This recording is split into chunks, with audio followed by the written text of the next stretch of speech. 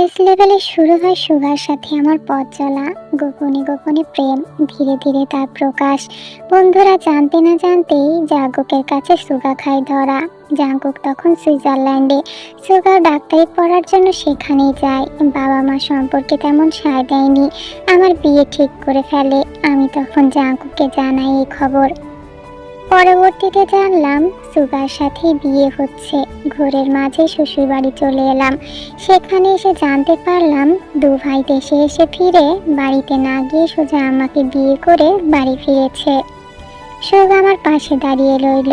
আমি ভয় পেয়ে সুগার দিকে তাকিয়ে রইলাম। বিশাল ঝামেলা বাঁধলো। পাপা মন্ত রেগে আগুন। আমাকে দেখলো না পর্যন্ত। জাঙ্কুককে তো জানোই, তাই বলে বকাবকি করছে। সুগা গেলে তাকে তো ছাড়লই না। সুগা যখন ওর মম পাপাকে বোঝাতে ব্যস্ত, তখন জাঙ্কুক এক আশ্চর্য কাজ করে বসলো। আমার হাত ধরে সোজা ঢুকে গেল বাড়ির ভেতর। বরণ ছাড়াই আমার পদার্পণ হলো শ্বশুর বাড়িতে। একদম সুগা রুমে গিয়ে হাত ছাড়লো, মুচকি এসে বেরিয়েও গেল। আমি তখন একা। বেশ কিছুক্ষণ পর সুগা এলো। তখন পুরোপুরিভাবে সুগা আমার স্বামী। তারপর থেকে যে কোনো প্রয়োজনে জাঙ্কুক আমার পাশে থাকে ছোট ভাই হিসাবে। আমাদের সংসার ভালোই চলছিল, কিন্তু বাদ সাধলো কিছু কিছু ব্যাপার। আমার ড্রেস আপ, গ্ল্যামার, রাত করে বাড়ি ফেরা, সবার সাথে হ্যাং আউট সুগার ভালো লাগছিল না। ধীরে ধীরে আমাদের মাঝে একটু একটু করে বিস্তার ফাঁক সৃষ্টি হয়। আমার শাশুড়ি আমাদের মনোমালিন্য লক্ষ্য করে আমাকে বুদ্ধি দেয় বাচ্চা নেবার। আমি না বললে প্রেশার দিতে থাকে। আমি তখন আমার স্বপ্নের দ্বার গোড়ায়। সবাই এক নামে চিনে। একের পর এক অফার আসতে থাকে। জাঙ্কুকও তখন দেশে চলে আসে। জাঙ্কুকের কাছে গিয়ে ওর ভাইকে বোঝাতে বললে তখন জাঙ্কুকও আমাকে এ পথ থেকে সরে আসতে বলে। ওদের টাকার অভাব নেই, আমি ভালোই থাকবো, কিন্তু আমি যে একটা পরিচয় শেষ হয়ে যাবে। ডক্টর সুগা খানের বউ আমার পরিচয় হবে। আমার যে একটা নাম আছে, সেই নামটাই ঢাকা পড়ে যাবে। আমি মনস্থির করতে পারছিলাম না। বেশ কয়েকজন প্রডিউসার আমার সান্নিধ্য লাভের জন্য উঠে পড়ে লেগেছে। আমাকে আকাশ ছোঁয়ার স্বপ্ন দেখায়।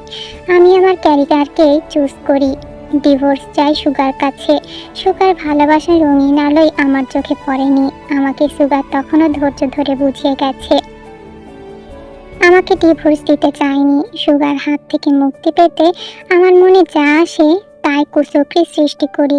ভাইয়ের মতো দেবরকে টোপ হিসেবে ব্যবহার করি। কারণ আমি জানি জাঙ্কুককে কিছু করা হবে না। হয়তো দুই ভাইয়ের মধ্যে সম্পর্ক নষ্ট হবে, একদিন ঠিকই ঠিক হয়ে যাবে, কিন্তু আমি মুক্তি পাবো। গভীর রাতে সুযোগ পেয়ে ঢুকে পড়ি জাঙ্কুকের রুমে। জাঙ্কুকের অভ্যাস উদম গায়ে ঘুমানো। আমি গিয়ে শুয়ে পড়ি জাঙ্কুকের পাশে। চোখ বুঝে ঘুমানোর বাহানা দিতে থাকি। সুগা আমাকে না পেয়ে হন্যে হয়ে খুঁজে। সারা বাড়িতে না পেয়ে যখন জাঙ্কুকের রুমে নক করে, তখন জাঙ্কুক ঘুমের মাঝে দরজা খুলে দেয়। আর সুগা দেখতে পারে আমি জাঙ্কুকের বিছানায় শুয়ে। সেদিন জাঙ্কুক সহ বাড়ির প্রত্যেকেই অবিশ্বাস চোখে আমার দিকে তাকিয়েছিল, কিন্তু আমি দমে যাইনি। জোর গলায় বলেছিলাম জাঙ্কুকের সাথে আমার সব ধরনের সম্পর্ক আছে, আর সুগার সাথে আমি ডিভোর্স চাই। যার কারণ হচ্ছে জাঙ্কুককেই আমি বিয়ে করতে চাই। সুগা এত বড় আঘাত নিতে পারেনি। পরের দিনই ডিভোর্স ফাইল করেছে কোর্টে। দেনা পাওনা সব মিটিয়ে দিয়ে আমাকে ছুড়ে দিয়েছে, কিন্তু তাদের ভাইদের মধ্যে এক বিন্দুও মনোমালিন্য হয়নি। তারা যেন জানতো তারা আত্মিক মনস্তত্ত্বের দিক দিয়ে কতটা পবিত্র, স্নিগ্ধ। মাঝখান থেকে ছিন্ন হলো আমার দিন। এতটা রঙিন দুনিয়াতে সপেছিলাম যে কি হারিয়ে ফেললাম আমি বুঝতে পারলাম না। নিজেই নিজের পায়ে কুড়াল মেরে বসলাম। আমি সবার পরিচিত একজন ডিভোর্সি হিরোইন। আমাকে নিয়ে কত জল খেলা। সেই আমি স্বনামধন্য ডাক্তার সুগা খানের ওয়াইফ। এটা নিশ্চয়ই খান বাড়ির জন্য লজ্জাজনক। খান বাড়ির বউরা তাদের স্বামীর নিজস্ব সম্পদ। হাজার হাজার লোকের মাথা খারাপ করা কোনো মিডিয়ার হিরোইন নয়। আমার আকুতি দেখে জাঙ্কুক মুগ্ধ হয়, হাসে। সে চায় আমি আরো শেষ হয়ে যাই। তার নামে যে অপবাদ ছড়িয়েছি, এটা আমার প্রাপ্য। জিন মম আমার মুখ দেখতে চায় না। এমপি সাহেব আমাকে চেনেন না। আত্মীয় স্বজন, খালা মামা, শ্বশুর শাশুড়ি আমাকে দেখেও না দেখার ভান করে। নিজের বাবা মা আমাকে ত্যাগ করেছে। আমি এসবেরই প্রাপ্য। আমি নিঃস্বতে, আমি নিঃস্ব। মুখে হাত চেপে ডুকরে কেঁদে ওঠে জেনি। জেনির কান্না দেখে তীর নরম মনে ভীষণ খারাপ লাগে, কাঁধে হাত রেখে সান্ত্বনা দেয়। তুমি ভেঙে পড়ো না আপু, মানছি তুমি ভুল করেছিলে, কিন্তু তুমিও তো তোমার ভুলটা বুঝতে পেরেছো। আল্লাহর কাছে চাও, তিনি সব ঠিক করে দিবে। জেনি মুখ থেকে হাত সরিয়ে সোজা হয়ে বসে, চোখ মুছে থেকে বলে, শোনোতে, একটা বিবাহিত মেয়ের সব থেকে বড় সম্পদ তার স্বামী। সব ভালোবাসা একমাত্র স্বামীর জন্যই বরাদ্দ। আশ্রয় হলো স্বামীর ঘর, স্বপ্ন হলো স্বামীর সংসার, কর্ম হলো সন্তান লালন পালন করা, পরিচয় হলো সেই পরিবার এবং বংশ, আলাদা পরিচয় হলো সেই মেয়ের সাফল্য। সবকিছু মিলেই জীবন। শুধু মনে রাখবে, স্বামী ব্যতীত একটা মেয়ে কিছুই না। তুমি যত বড় সেলিব্রিটি হও না কেন, তোমার সঙ্গিনী থাকবে কণ্ঠ শীর্ষে, বুঝলে? জি। যিশুর ডাক পড়ে, বাহিরে অনেক মানুষের কথা শোনা যাচ্ছে। জেনি বলে, তুমি শুয়ে থাকো, আমি সবার সাথে আছি। আর শোনো, একটু আগে যা বললে না, আমি তোমার যা, ভুল বলেছ। আমি তোমার যা ছিলাম, আর নেই, আর নয়তো হতে পারবো। তোমার ভাসুর আমাকে আর কখনো ক্ষমা করবে না।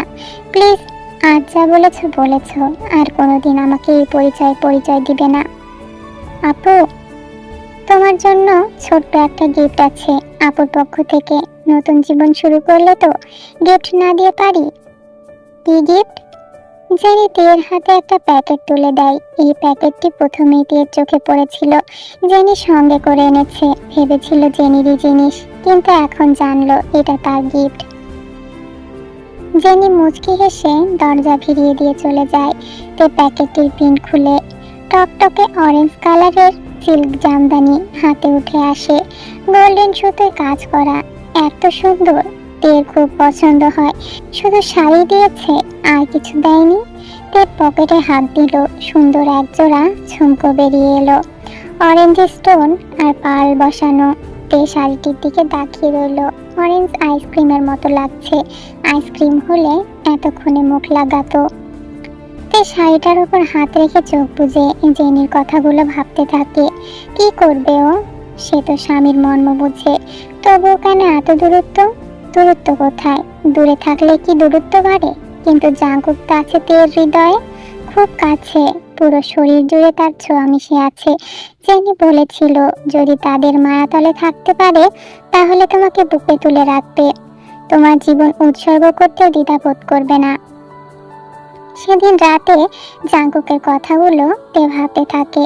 কি পাগলামি জানাই করলো, নিজেকেই নাকি দিয়ে দিল। লজ্জায় তে দু হাতে মুখ ঢাকলো।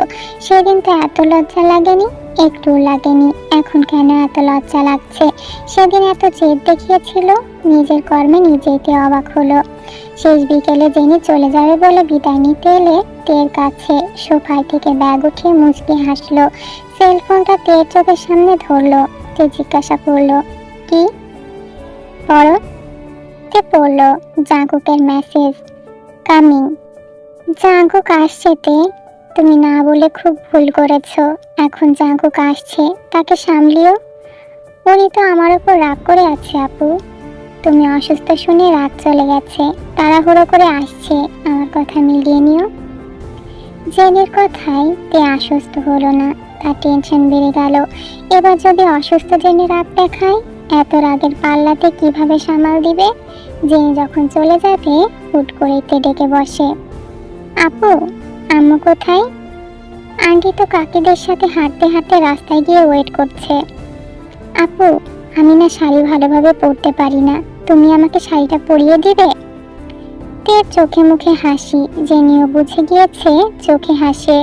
আদর করে ডাকে, আই, সাজিয়ে দিই তোকে। তে লক্ষ্মী মেয়ের মতো এসে দাঁড়ায়, বিপত্তি বাঁধে ব্লাউজ নিয়ে। তের দুটো ব্লাউজ ছাড়া আর কোনো ব্লাউজ নেই। এখন কি হবে? তে চিন্তায় পড়ে যায়। জেনি বলে, আন্টিরও নেই? ইস, আমার ব্লাউজও আনা উচিত ছিল তোমার জন্য। একটা উপায় আছে। কি? ছোট ব্লাউজ। কেমন? ছোট স্লিভলেস গেঞ্জি, মানে ওই গেঞ্জি আমি জিম করার সময় পরি। দেখাও দেখি। জেনি দেখে, একদম স্লিভলেস ব্লাউজের মতো। মিটি হাসে, থেকে পড়তে বলে। তে যখন ব্লাউজ পেটিকোট পরে আসে, তখন জেনি আরো হাসে। তে তে লজ্জা পায়, হাত দিয়ে পেটের দাগগুলো আড়াল করে। সহজ হবার জন্য জিজ্ঞেস করে, এসব দাগ কোন ক্রিমে যাবে আপু? আমাকে একটা ভালো ক্রিম সাজেস্ট করিও তো। প্রয়োজন নেই। না না, আছে, তুমি দিও আমাকে। জেনি উচ্চস্বরে হেসে ওঠে, হাসতে হাসতে বলে, স্পট রিমুভার ক্রিম লাগিয়ে আর কি করবে? এমনি এমনি যাক, এখন থেকে জাঙ্কুক মহাশয় তো প্রায় শরীরে ভালোবাসার দাগ লাগিয়ে দিবে। জেনির হাসি কমে না। তে সহজ হতে গিয়ে আরো লজ্জায় পড়ে যায়, কান দুটো গরম হয়ে ওঠে। জেনি সাজিয়ে দিয়ে চলে যাবার পর তে দৌড়ে আয়নার সামনে গিয়ে দাঁড়ায়। পলাশ ফুলের কথা মনে পড়ে, নিজেকে দেখে নিজে লজ্জায় পড়ে যায়। অপেক্ষায় অধীর হয়, আজ আর খান সাহেব আসবে তো। নরম বিছানা হুট করে শক্ত অনুভূত হলো। অবচেতনতে ঘোরের মাঝে হাত বাড়ালো, আঙুলের ডাগায় লোমের ছোঁয়া লাগলো, নড়ল না, ওভাবেই পড়ে রইল। কিছুক্ষণ পর মনে হলো তার পুরো দেহটাই কেউ তুলে নিচ্ছে শক্ত কিছুর ওপর। জোরপূর্বক চোখ খুলল, চোখের সামনে ভেসে উঠল লোমেশ ফর্সা বুক। তে নাক ডুবিয়ে শ্বাস নিল। অল্প পরিচিত একটা স্মেল, যেটা সে 2-3 বার খুব কাছ থেকে পেয়েছে। টনক নড়তেই হুড়মুড় করে উঠে বসলো, হাত বাঁধা প্রাপ্ত হলো। হাত ধরে টান দিতেই একটু ঝুঁকে গেল, খোলা চুলগুলো এসে পড়লো কপালের দুপাশে। ক্লান্ত চোখেতে তাকিয়ে রইল, বিড়বিড় করলো, খান সাহেব। মাথাটা উপরের দিকে ধরে রাখতে না পেরে বালিশে হেলে পড়ল। জাঙ্কুকের হাতে তের কোমর চেপে সৃষ্টি হওয়া দূরত্বটুকু ঘুচিয়ে নিল, বাকিটুকুতেই ঘুচালো। আলতোভাবে গলাটা জড়িয়ে ধরলো, মুখ গুজলো জাঙ্কুকের গলায়। জাঙ্কুক 2 হাতে তেকে শক্ত করে জড়িয়ে ধরলো।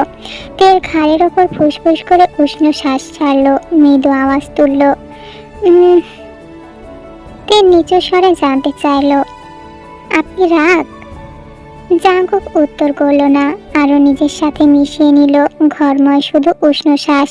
জাঙ্কুক ছটফট করলো, কাতর গলায় বলল, বউ, জ্বর কমবে কখন? ভালো লাগছে না। তে ফুপিয়ে উঠল, ইউ হার্ট মি। এই কথাটাই যথেষ্ট জাঙ্কুককে এলোমেলো করে দেওয়ার জন্য। হাতের বাঁধন শিথিল করলো, কানের নিচে ঠোঁট ছোঁয়ালো, ছোট ছোট চুমুতে ভরিয়ে তুললো। এত আদরে তে বিড়াল ছানার মতো গলা জড়িয়ে ঝুলে রইল। জাঙ্কুকের বুকের মাঝে নিজেকে সঁপে দিল। খানিক বাদে জাঙ্কুক জিজ্ঞাসা করলো, মেডিসিন নিয়েছ? ক্লান্ত জাঙ্কুক যখন ঘুমানোর উদ্দেশ্যে বিছানায় শুল, তে পাশ থেকে এক গরম দিয়ে জাঙ্কুকের উপরে উঠে যায়, 2 হাতে গলা জড়িয়ে ধরে। জাঙ্কুক দ্বিমত করে না। তে শরীরের ভার নেওয়া তার কাছে ব্যাপার না, বরং সে চায় নিতে। তার হৃদয় কেন, শরীরও জানুক একজন আছে যার সংস্পর্শ সুখ মেলে, যাকে বহন করতে গেলে ক্লান্ত দেহ সাড়া দেয়, কখনোই বিরক্তি আসে না। জাঙ্কুক ঝুমকোর উপর আলতো করে চুমু দেয়, ডাকে, তে পাখি। শাড়ি পরেছ? আমার জন্য? সুন্দর লাগছে, আমার বউটাও ভীষণ সুন্দর, মাশাআল্লাহ। তে মুখ তুলে তাকায়, চোখে চোখ মেলায়। আপনার সাথে আমার অনেক গল্প আছে, শুনবো, এখন ঘুমাও। কয়টা বাজে? তে ফোনে টাইম দেখলো, বেশি রাত নয়, 11টা 10। ঘুমালে আপনি চলে যাবেন? আজ থাকছি, ভীষণ টায়ার্ড। তে খুশি হলো, জাঙ্কুককে শক্ত করে জড়িয়ে ধরলো। শান্তি পেল না, শাড়িটাকে তাদের মাঝে বাধা মনে হলো। লাজ শরম ফেলে আঁচলটা কাঁধ থেকে ফেলে দিল। জাঙ্কুকের উদম বুকে নির্ভার বুকের ছোঁয়া লাগতেই শিরশির করে কেঁপে উঠল শরীর। ঠান্ডাও লাগলো, উঠতে গেল কিন্তু পারলো না। জাঙ্কুক কোমর চেপে মিশিয়ে নিল, কানে মুখ নিয়ে ফিসফিস করলো, আমাকে অশান্ত করার চেষ্টা করো না, দুর্বল শরীরে পরে কিন্তু আমাকে শান্ত করতে পারবে না। বইয়ের জন্য দ্বিতীয়বারের মতো শ্বশুরের কাঠগড়ায় উঠতে চাইছি না। এখানে কয়েক লাখ টাকা আছে, এটা নাও আর শহর ছাড়ো। টাকাটা আমি দিচ্ছি না, ভাইয়া দিচ্ছে।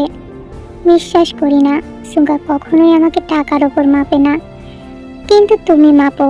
এতকাল যাবৎ তোমার চাওয়া অনুযায়ী সব হয়েছে, বাট আজ হচ্ছে না, এবার থেকে হবেও না।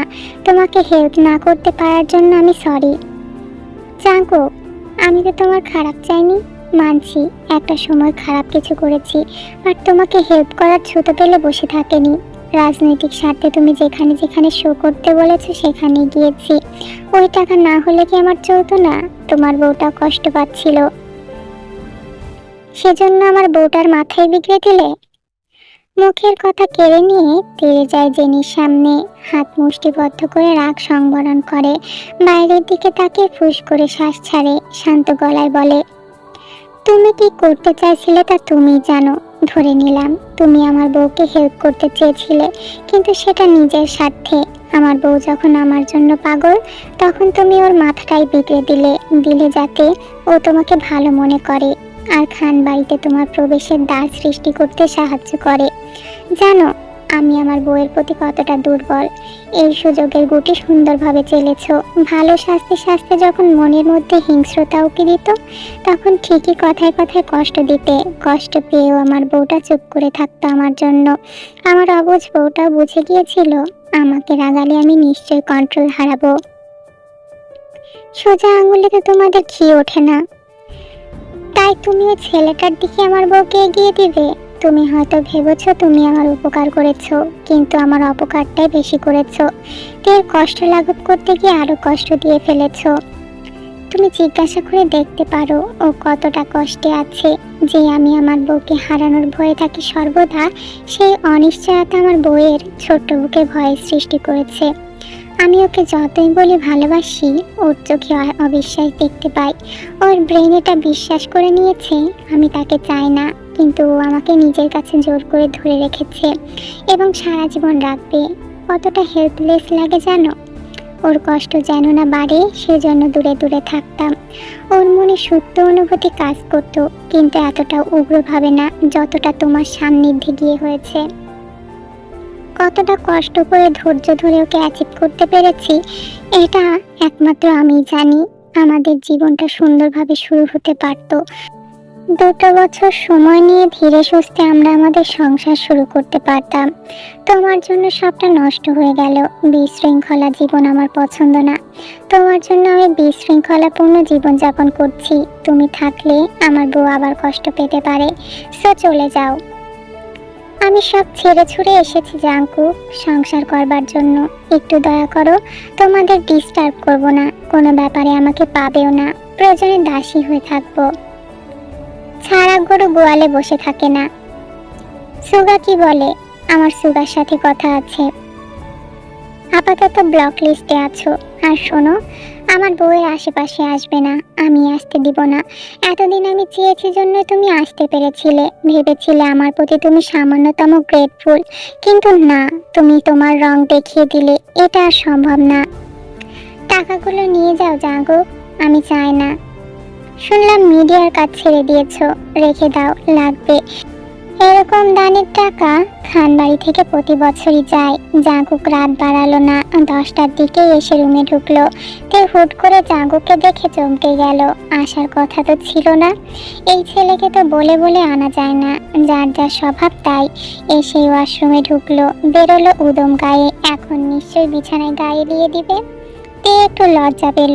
প্রচন্ড সাহসী মেয়েটা শার্টলেস জাঙ্কুককে দেখলে লজ্জা পায়। অন্যান্য বিষয়ে লজ্জাকে ধাক্কা দিয়ে দূরে সরিয়ে দিতে পারলেও জাঙ্কুকের কাছে এলে অদ্ভুতভাবে তাকে লজ্জারা ঘিরে ধরে।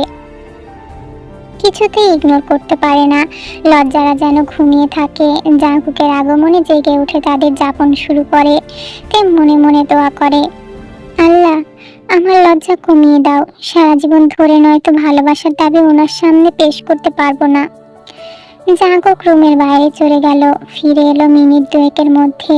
রুম জোড়া চোখ বুলিয়ে নিল। তে বুঝলো তাকে খুঁজছে। মুখ টিপে হাসলো। বেলকনির পর্দার আড়াল ছেড়ে গিয়ে গ্রিল ধরে দাঁড়ালো। আকাশে ঘুটঘুটে অন্ধকার, তারকারাজির দেখাও নেই। হঠাৎ ঠান্ডা হাওয়া বইছে, মনে হয় রাতে বৃষ্টি হবে। এরকম ওয়েদার বেশ ভালো লাগে। ঠান্ডা বাতাসে তের গলার ওড়না উড়ছে। তে ধরল না, উড়তে থাক। আজ তার মনও উড়ু উড়ু করছে, কেমন যেন সুখ সুখ অনুভব করছে। সেই সুখের নাম জাঙ্কুক খান। তার অগ্রাহ্য যেমন বিষাদের সৃষ্টি করে, তেমনি তার একটুখানি অ্যাটেনশন সুখের সৃষ্টি করে। ওড়নাটা এই তো উড়ে যাবে যাবে, কেমন ঢেউ খেলছে। এই ঢেউ খেলা দেখতে তের সুখ লাগছে। অমনি ওড়নাটা মুষ্টিবদ্ধ হলো। তে পেছনে ফিরে জাঙ্কুকের উপস্থিতি বুঝে ঘুরে দাঁড়ালো। ওড়না শোভা পাচ্ছে জাঙ্কুকের গলায়। বলিষ্ঠ দেহে গলায় ওড়না পেঁচে কোমরে হাত রেখে অভিনব কায়দায় দাঁড়িয়ে আছে। তে যেন মৃদু কেঁপে উঠল। এত কেন নজর বেহায়া হয় এই মানুষটার সামনে থাকলে। জাঙ্কুকের হাত নিজের কোমর থেকে নেমে তের কোমর পেঁচিয়ে আছে। কখন থেকে খুঁজছি, বলতে বলতে নিজের সাথে মিশিয়ে নিল। তে হাত বাড়িয়ে গলা জড়িয়ে ধরল, গালে টুপ করে চুমু দিয়ে জানালো, আমি আশা করিনি আপনি আসবেন। আমিও আশা করিনি আমার বউটা আমাকে এতটা ভালোবেসে ফেলবে। খান সাহেব, এখানে থাকলে কি হয়? শ্বশুরের বাসায় কেন থাকবো? শ্বশুরের বাসা কি আপনার বাসা না? না, তবে শহরে যে বাসাটার কাজ শুরু হয়েছে সেটা শ্বশুরের বাসা হলেও আমার বাসা। কিভাবে? জাঙ্কুক থেকে ছেড়ে দেয়, বেলকনি থেকে রুমে যেতে যেতে বলে, তোমাকে বলা যাবে না, তুমি সিক্রেট ফাঁস করে দিবে। তেও পিছু পিছু আসে, বলুন না। আমি বলবো না। বাপ সোহাগী মেয়েকে একদমই বলা যাবে না। বলবো না তো, শোনার পর থেকে স্বামী সোহাগী হয়ে যাব, প্রমিস। ওই বাড়িটার টাকা আমি ইনভেস্ট করছি সব। আপু রাজি হবে না, জানবে না। কিন্তু কেন দিচ্ছেন? আমার শ্বশুর আমাকে অনেক বড় একটা গিফট দিয়েছে, আমার মনে হলো তাকেও কিছু গিফট করা উচিত। যদিও এই গিফট তোমার আব্বুর দেওয়া গিফটের কাছে কিছুই না, দুটোকে এক পাল্লায় মাপা যায় না। সেই গিফটটা কি আমি? আমার বউ, যাকে আমার শ্বশুর শাশুড়ির জন্য আজ আমি পেয়েছি, যারা আমার বউকে এত যত্ন করে ভালোবাসা দিয়ে আমার জন্য তৈরি করেছে, বিশ্বাস রেখে আমার হাতে তাদের আদরের টুকরাকে তুলে দিয়েছে। আমি তাদের এই ঋণ হয়তো কোনোদিন শোধ করতে পারবো না, কিন্তু তাদের এবং তাদের মেয়ের যেন কোনো অসুবিধা না হয় সেদিকে দেখতে পারবো। জাঙ্কুকের কথা শুনে তের চোখে জল ছলছল করে এলো। জিহপের সাথে জাঙ্কুকের কথা কাটাকাটি হয়, তে জানে, কিন্তু জাঙ্কুক এত গভীরভাবে চিন্তা করতে পারে, দায়িত্ব তুলে নিতে পারে কাঁধে, এটা সম্পূর্ণ অজানা। তের মনে পড়ল তার বাবা কেন এত বাছবিচার করে মেয়ের জন্য পাত্র নির্বাচন করত। তের অগোচরে যে প্রচুর সম্বন্ধ আসতো এটাতে জানে বাবা হয়তো জামাই চায়নি, চেয়েছিল ছেলে, যে তার মেয়ের দায়িত্বের পাশাপাশি তাদের ছেলের অভাবটাও পূরণ করবে। জাঙ্কুক মুচকি এসে তের চোখের জল আঙুলে মুছে দিল। তে কাতর কণ্ঠে বলল, আপনি প্রতিদিন আসবেন খান সাহেব, না পারলে প্রায়ই আসবেন। আমি প্রতিদিন আপনাকে দেখে ঘুমাতে চাই, ঘুম ভাঙার পরেও আপনাকে দেখতে চাই। আমার দিন ফুরাবে, মাস ফুরাবে, বছর ফুরাবে, তবুও আপনাকে দেখার রেশ যেন না ফুরায়। আমাকে এত ভালোবাসার কারণ কিতে? এমন তো নয় তুমি আমাকে আগে থেকেই ভালোবাসো, আমার সৌন্দর্য বৃত্তের দিকেও তুমি মুগ্ধ না, এটা আমি বেশ ভালোই জানি। নাকি শুধু স্বামী বলে এত কিছু? আমার জায়গায় যদি অন্য কেউ হতো তাহলে তাকে ভালোবাসতে? বললাম না, আল্লাহর জন্য আপনাকে আমি ভীষণ ভালোবাসি। আপনি আমার জীবনের প্রথম এবং শেষ পুরুষ, আমার স্বামী, আমার অর্ধাংশ। তিন কবুল উচ্চারণ করে নিজেকে আপনার নামে করে দিয়েছি। আল্লাহর জন্য আমি আপনাকে ভীষণ ভালোবাসি, কিন্তু টানটা আগে থেকেই ছিল।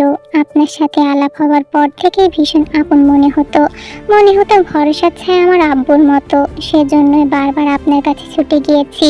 আপনার অবহেলা আমাকে বড্ড পোড়ায়, কষ্ট দেয়। আমি যেমন নিস্তেজ হয়ে যাই, শক্তি পাই না। তুমি প্রচন্ড সাহসীতে, মেয়ে হয়েও মনে যাই থাকুক কোনো দ্বিধাদ্বন্দ্ব ছাড়াই বলে দিতে পারো। অকপটে এভাবে সত্য বলতে অনেকেই পারে না, ভালোবাসার মতো সেন্সিটিভ বিষয়গুলো তো আরও পারে না। আমি পারি না, বিশ্বাস করো।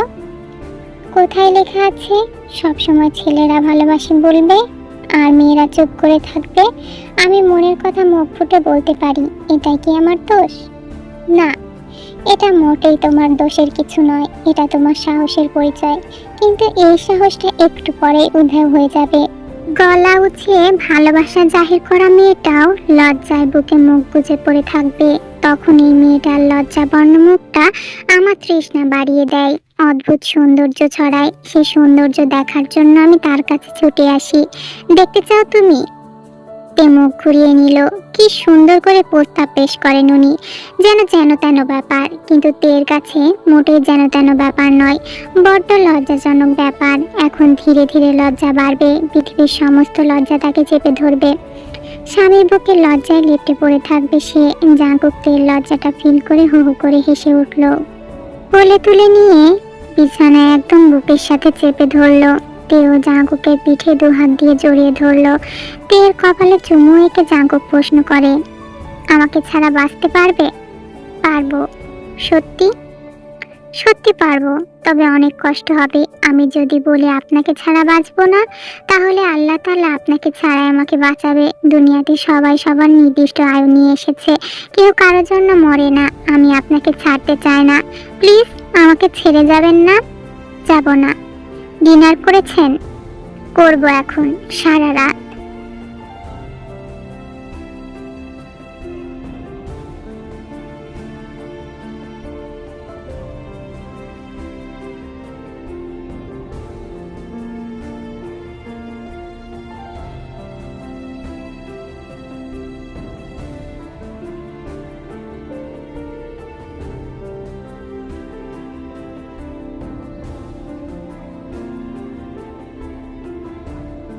জিহফের বাসায় নামজুন খানের আগমন।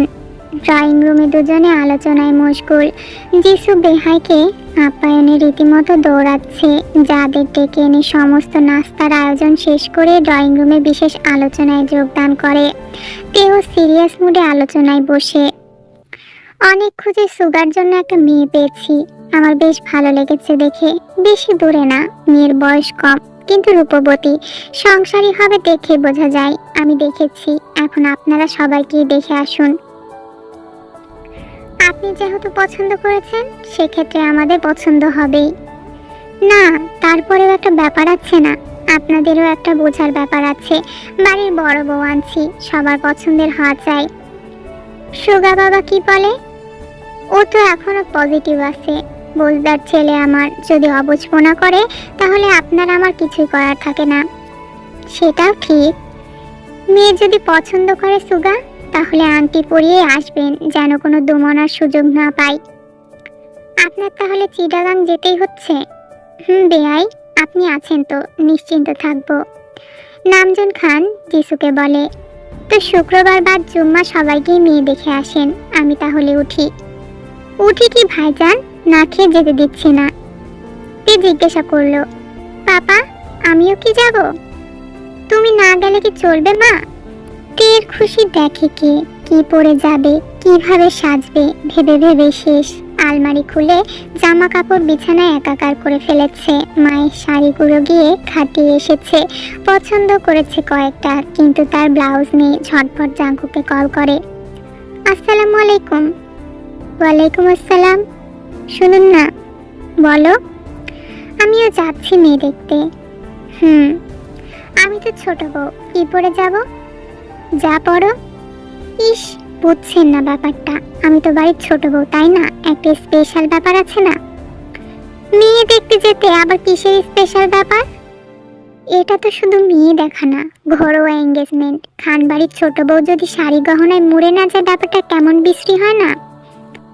তুমি কি করে শিওর যেটা এঙ্গেজমেন্ট হবে? আপনি বুঝবেন না। স্যার কে, আমি নাকি তুমি? স্যাররা পড়াশোনা ছাড়া কিছু বোঝে না। এটা পড়াশোনার বাইরের টপিক। আমি বুঝবো, আপনি বুঝবেন না। শাড়ি, তুমি। মাঝ রাস্তায় মানুষকে আমার বইয়ের খোলা শাড়ি দেখানোর কোনো ইচ্ছে নেই। গাউন অর্ডার করে দিব, আমি পেমেন্ট করে দিচ্ছি। ইম্পসিবল, কিছুতেই মান সম্মান ডুবাতে পারবো না আমি। তুমি পারো শাড়ি সামলাতে? এক কাজ করো, বাসায় এখন থেকে শাড়ি পরা শুরু করো। ইউজ টু হয়ে গেলে তারপর পারমিশন দিচ্ছি। আপনি তো থাকবেনই সাথে। আমি? এমন করার কি আছে? মনে হচ্ছে শাড়ি কিনে চেয়েছি। আমার অনেক শাড়ি আছে, কিন্তু দুটো কালার ব্লাউজ ছাড়া নেই। তবে অনেকগুলো স্লিভলেস গেঞ্জি আছে, আপনি চাইলে পরতে পারি। পরবো? হুমকি দিচ্ছ? মোটেই না। আপনি সেদিন দেখেছেন তো, সুন্দর লাগছে না? হুম, পদ ভর্তি মাথায় ঘুরে। কি বলো? ব্লাউজ কিনতে যাব আপনার সাথে। অনলাইনে অর্ডার করো।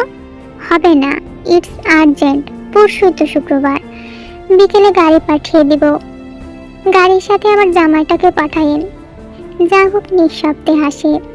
আচ্ছা, কোনটা লাগবে ম্যাডাম? আপনার জামাই নাকি জামাইয়ের গাড়ি? জামাই যার, জামাইয়ের গাড়িও তার।